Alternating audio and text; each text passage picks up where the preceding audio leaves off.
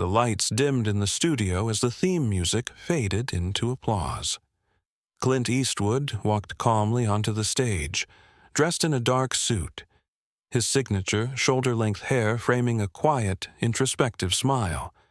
The audience erupted, not with celebrity frenzy, but with a kind of respect that few in Hollywood ever command. Clint sat opposite the host, adjusting his jacket with the ease of a man who has seen too much to be fazed by cameras. Dear listeners, before we move forward, please subscribe my channel to hit 1,000 figure. The host, known for his sharp questions and humorous tone, leaned in with a grin. Clint Eastwood, we've seen you fight the Matrix, ride through John Wick's hell. But today, we hear you've been thinking about something a little more spiritual. Clint's smile widened. Not performative, but genuine. He nodded slightly, then paused before speaking.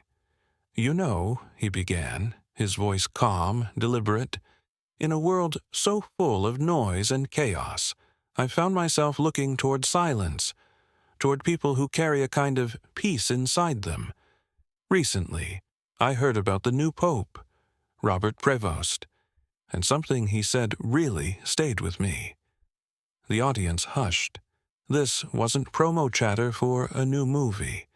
Clint's tone shifted the room. Pope Robert Prevost, he continued, was speaking about service, about leadership not as control, but as humility. He said something along the lines of, "To lead is to kneel first." That just stopped me. I've played men who fight with guns and fists, but that kind of strength, that quiet, humble strength, that's something else. The camera zoomed in. The host was caught off guard, blinking. "Wow, that's not what I expected. What made you bring this up?" Clint looked out toward the audience, then back at the host. "Because I think we forget, sometimes, that kindness is a form of courage, that compassion isn't weakness. And when someone like the Pope reminds the world of that in a time like this, it matters." There was no punchline, no promotional twist, just silence. And then applause, not wild, but deep, appreciative. And that was only the beginning of what Clint would say that night. The studio had barely recovered from the unexpected spiritual turn the conversation had taken when Clint Eastwood leaned forward in his seat.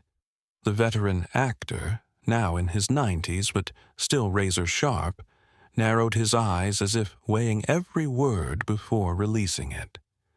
The host, still stunned from Clint's mention of Pope Robert Prevost, gave him space. There was something profoundly still about Clint, like a storm that had passed, leaving behind only truth. His voice was raspy, seasoned with years of life, cinema, and unfiltered honesty. "I've spent my whole life in front of cameras," Clint began, "playing men who handle things with a six-shooter or a stare that could freeze the sun.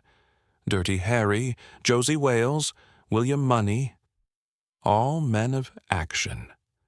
But real strength, the kind that doesn't need to make noise, that's what I saw when I read about Pope Prevost." He paused, running a weathered hand through his silver hair. "I wasn't raised to talk much about religion. That was private, personal. But there's a quote from Prevost that shook me. He said, 'A true shepherd walks with the people, not ahead of them.'" The audience listened, breath held.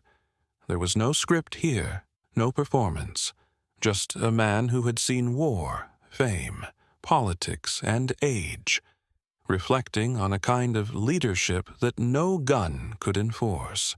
Clint sat back, his hands folded. We live in a world where shouting gets you followers, where breaking someone down makes you look strong. But the Pope, he's walking through fire, and he's doing it barefoot, quietly. That takes guts. The host, known for witty comebacks, simply stared, moved. "You know what surprised me most? Clint continued, his voice quieter now. "When I read that Robert Prevost used to work in Peru, in some of the poorest villages you can imagine. No cameras, no headlines, just walking dusty roads to sit with broken people. That's what made him who he is." A ripple went through the crowd. This wasn't Hollywood. This wasn't promotion. This was a legend using his platform to highlight a man whose power came not from fame, but from faith and service. "I've seen actors win Oscars and lose themselves," Clint added, "but a man who washes another man's feet in silence, that's who I admire now. That's who this world should be talking about." A beat of silence passed. Then the applause came, not as noise, but as thanks. And Clint, the same man who once said, "Go ahead, make my day," now sat with a look that said, "Maybe it's time we made someone else's day instead." The studio lights cast a warm glow on Clint Eastwood's weathered face as he sat quietly for a moment, letting the weight of his last words settle into the room like dust falling in a sunbeam. The host shifted in his chair, visibly moved, but hesitant to interrupt. There was a sacredness in the air now, the kind of stillness that only comes when someone isn't just speaking from experience, but from the soul. Clint exhaled softly. "You know," he said, his voice low and slightly hoarse, "people always ask me what I've learned after all these years. After the movies, the mayor's offices, the awards, the mistakes, I usually give 'em something short, something tough like, 'Don't waste time.' But truth is, I've been thinking a lot about the kind of man I want to be remembered as." He looked down at his hands, aged but strong, hands that had held prop guns, directed iconic films, shaken presidents' hands, and buried friends.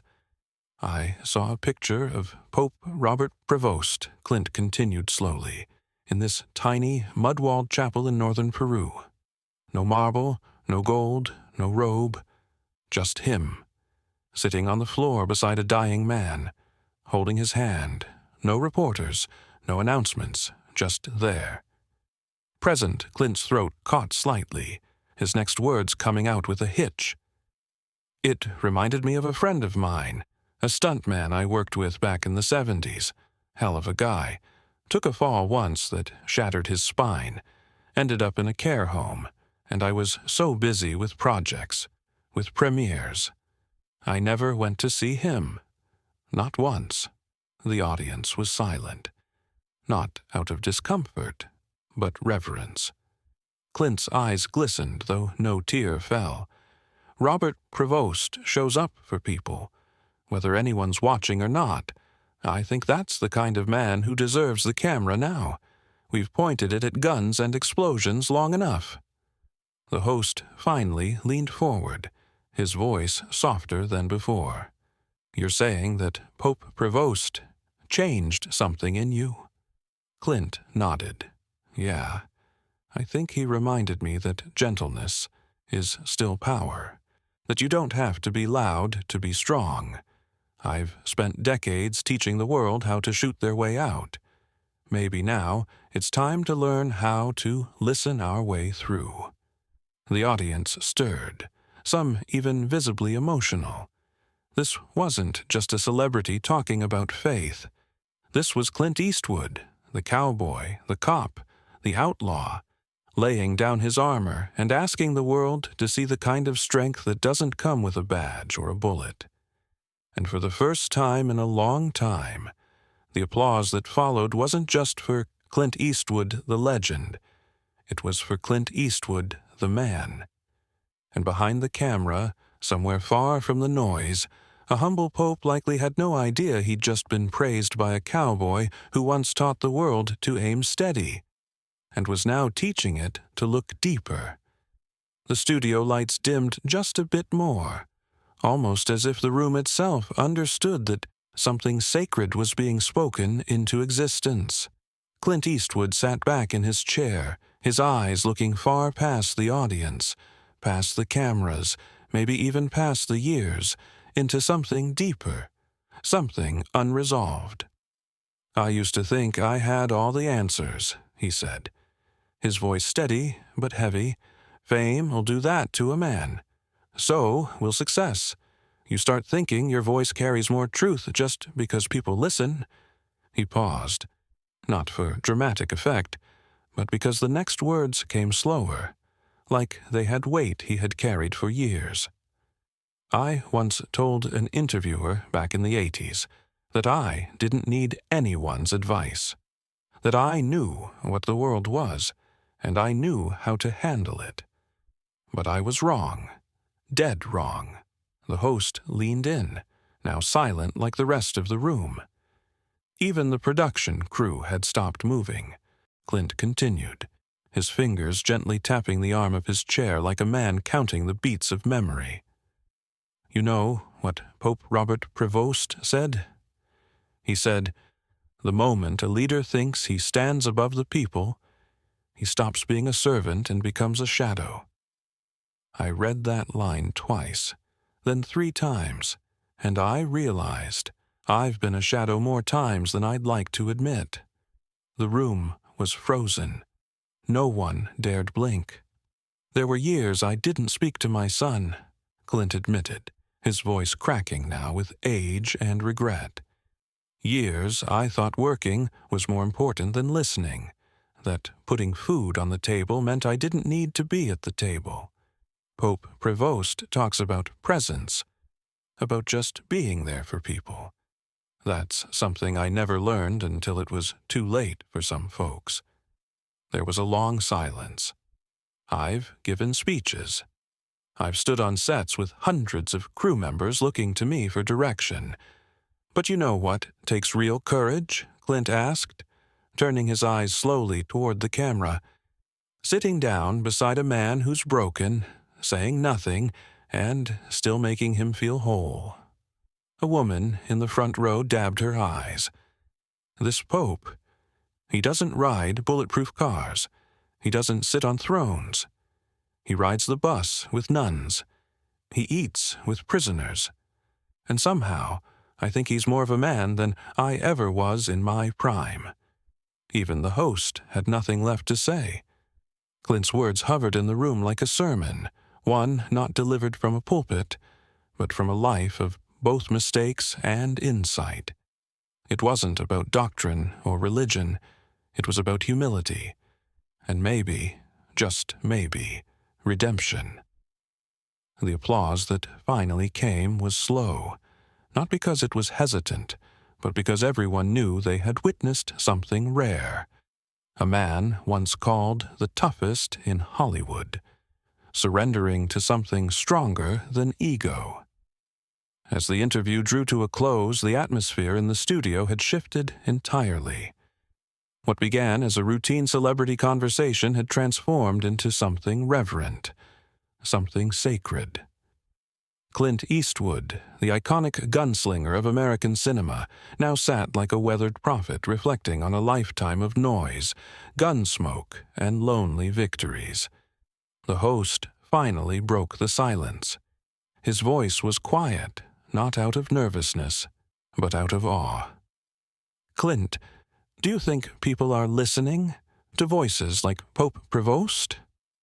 Clint leaned forward slightly, folding his hands. "I think people are tired," he said slowly. "Tired of shouting, tired of division, tired of false idols and loudmouths selling answers they don't even live by. But the good news," he glanced toward the camera, eyes sharp again, like that legendary stare audiences once feared on the big screen. "The good news is that decency still speaks. Maybe not in headlines, maybe not on social media, but it speaks." He reached into the inside pocket of his blazer and pulled out a small, folded photo. He didn't show it to the camera, just glanced down at it himself. "This is a picture of a priest, Robert Prevost, sitting in a courtyard in Peru. He's laughing with a child who has no shoes, no future, no father. But for that moment, The kid doesn't look broken. He looks safe. Clint looked up again. That's power. That's what men should aim for now. Not dominance, not likes, but presence, kindness, truth. The host asked quietly, "Is that what you want your legacy to be?" Clint chuckled softly. "I've played heroes all my life, but truth be told, we don't need more heroes. We need more shepherds. Men who walk with others, not above them. Men like Pope Robert Prevost." The audience remained quiet, not out of apathy, but because there were no words to top that. Clint slowly rose from his chair, not with a dramatic line or cinematic swagger, but with a nod of respect, to the room, to the moment, and maybe even to the man in white robes walking somewhere far from cameras, far from fame, still serving in silence. And, as the lights dimmed and the credits rolled, the final image was not a shootout or one-liner, but a quiet legend reminding the world that dignity, real dignity, never makes noise when it enters the room. It just leaves something changed when it leaves.